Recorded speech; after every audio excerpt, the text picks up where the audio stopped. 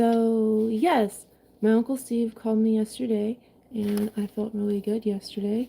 And I took better notes of any of the Rapture updates that I've gotten. And my Uncle Steve was actually talking about how the Rapture was going to be um, in September, way before anybody was talking about it online. And he's been studying biblical prophecy since he was in his 20s, I think, and he's old enough to be my dad, so, what is that, like 40 years of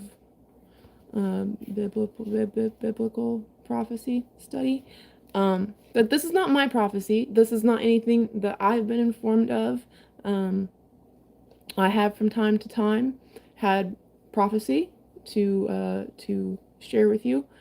Um, and some of you may remember that, some of you may not. Um, but this is information from my Uncle Steve, so I'm just gonna read the notes. So the 23rd and 24th date in September was because the Feast of Trumpets has to be fulfilled. And um and then the correction was that using the wrong calendar, the Gregorian calendar is new, should have been using the Julian calendar created by Julius Caesar, and that moved the date forward to October 7th and 8th,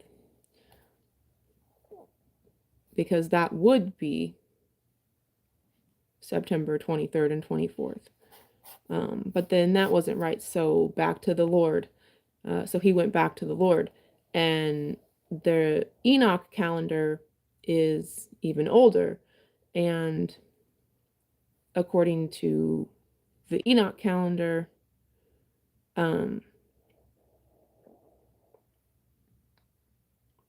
it was October 16th and 17th. And then that didn't happen. And then back to the Lord. The Lord said that it's the lunar calendar. And the Jewish calendar last year was leap year. So it's 13 months, and that makes the Jewish calendar 30 days off from the Gregorian calendar. And that's how we arrive at Halloween. In Revelations, it says within Virgo, the sun is at the shoulder and the moon is at the feet. And that lines up. Leviticus 25 tells us that the Feast of Trumpets is on a new moon. And it couldn't have been the Feast of Trumpets because that didn't line up with a new moon. The new moon is the first day of the month. But this is a Jubilee year. So the Feast of Trumpets starts on the 10th day. So the first day of the month is the 31st. Scripture tells us end of time will be like the days of Noah. And we think eating, drinking like in Matthew, but it says just like the days of Noah. I just woke up. I'm kind of like, it's kind of coming back to me. Just like.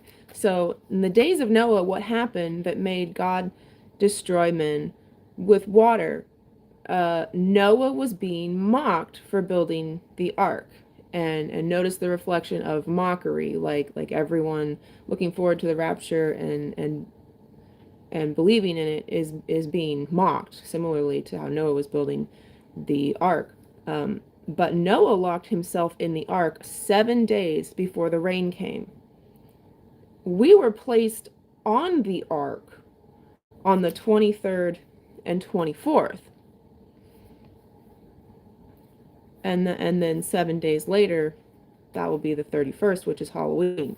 The rain starts on the 31st. So go back and find out the meaning of Halloween. This is where the veil is at its thinnest. Halloween is known for the harvest Feast of Trumpets is God's harvest. God is reclaiming Halloween from Satan.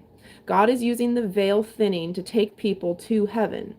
The asteroid Apulpus, which is named after the Greek god Apulpus, is wormwood, coming April 13th, a Friday 13th in 2029.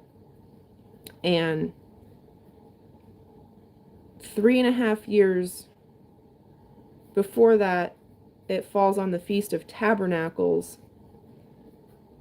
And Feast of Tabernacles is liberation from the Greek god Apulpus. So 3.5 years is 1,260 days, and April 13th minus 1,260 days equals Halloween. So Halloween marks the tribulation. Everything points to Halloween. Moses' plagues were against specific Egyptian gods. On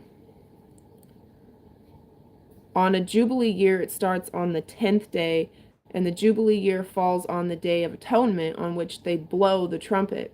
But God's trumpet, not man's trumpet. God brings in the day on the Feast of Trumpets. In Leviticus, 7 times 7 years, so 7 Sabbaths is 49 years. On the 10th day of the 7th month in September is the number 7. Sept means 7. And that's calendar confusion. Calendars have changed. The moon hasn't. The moon never changes. God uses the moon, and the first day is on the new moon, and the 15th day is the full moon. That's why they send out witnesses. On the 15th day of the month is a full moon on Passover. So Jesus died on the 15th, and we know the eclipse was a blood moon. Man corrupted God's calendar. Revelation says the calendar is corrupt, and God won't accept Jews' sacrifices because they've been making them on the wrong days. In Matthew 22 is the parable of the wedding banquet, and the banquet guests refused to come. That invitation went out on September 23rd, 24th. Now they refuse to come. Then he sent servants out to the people in the church.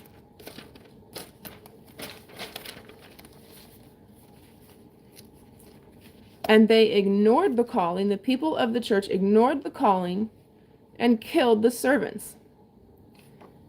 In other words, mocking the servants. We're not getting killed for being wrong about the rapture, but like it's the equivalent, right? So, oops, God told us we're using the wrong calendar, and the non-believers mocked. So go to the streets and gather all the people and all people, good and bad, just fill the hall. They just filled the hall. And the 23rd was the first call.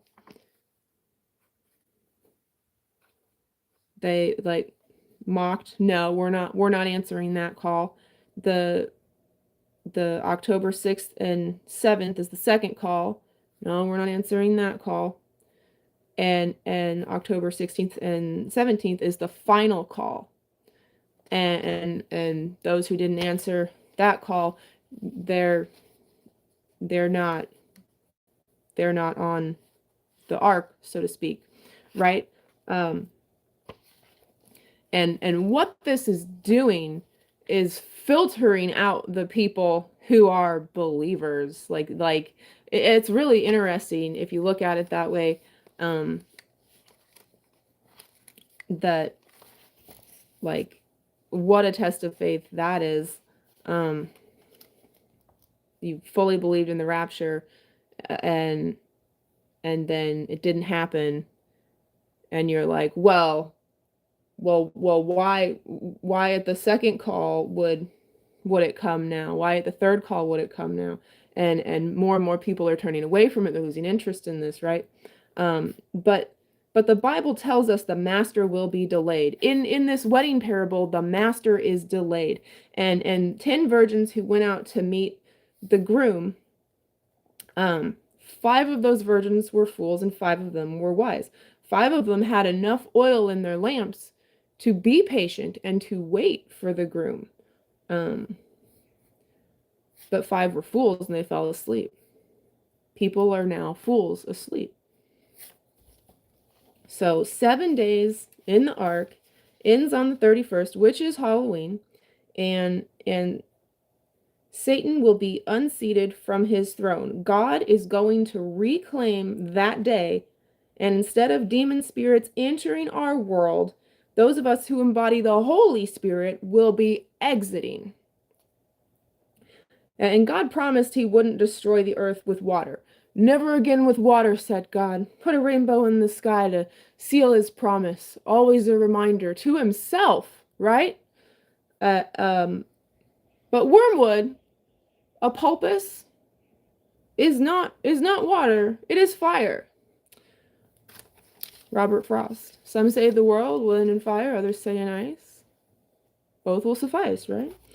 And we are being mocked like Noah. So tribulations starts on Halloween, and 3.5 years later is a pulpus and fire. Now, my uncle said that he came across some information. A former witch who has come to Christ now blew the whistle on what witches and warlocks do. They prepare for Halloween all the other days of the year. And my father personally was a warlock. And what they do is they go out, all witches and warlocks go out into the world, and they curse, they put spells on every Halloween thing. Like this, like, hallow be thy name, hallow all saints day. Like, Halloween was never supposed to be evil, but it has been used for that purpose. There's like a big plan for that. The devil's been doing that. And Charlie Kirk was recently assassinated. The book that Charlie Kirk wanted everyone to read was about paganism and how pagan ritual lies under all of these Christian biblical practices, right?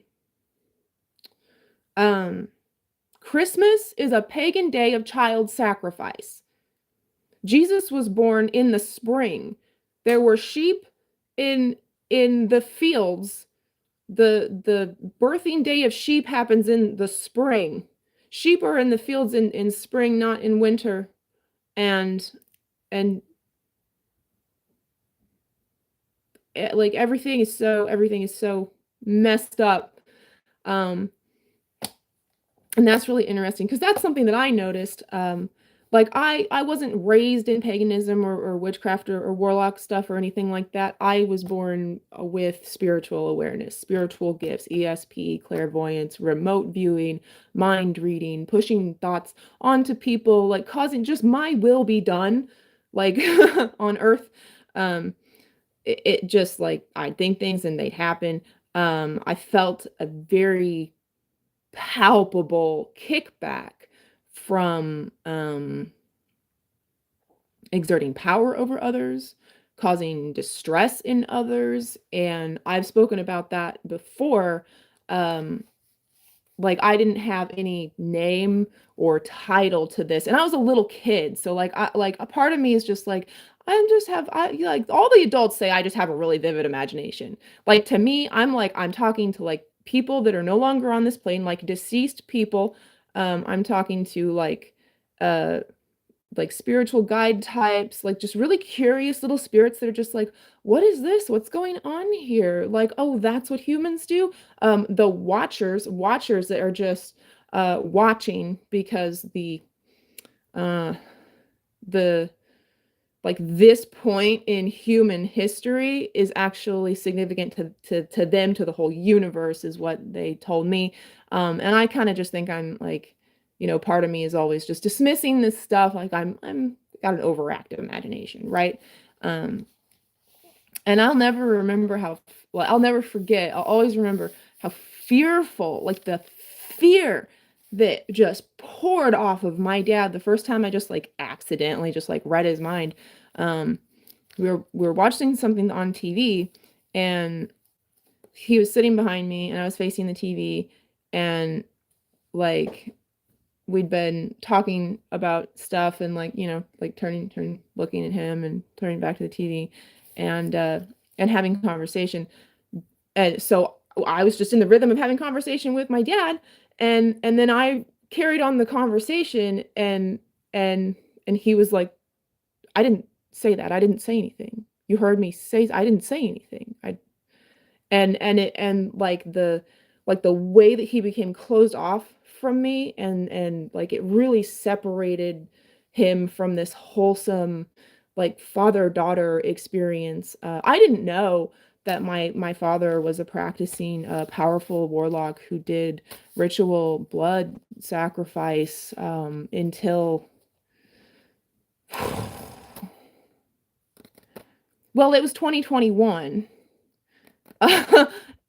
So, I was born in 1983, and from 2021, I had no awareness, any real sense that my dad, was that kind of person, or that I would have like the generational, like curse type of experience. Oh, I have to take this call. I'm not sure how to do that and end this.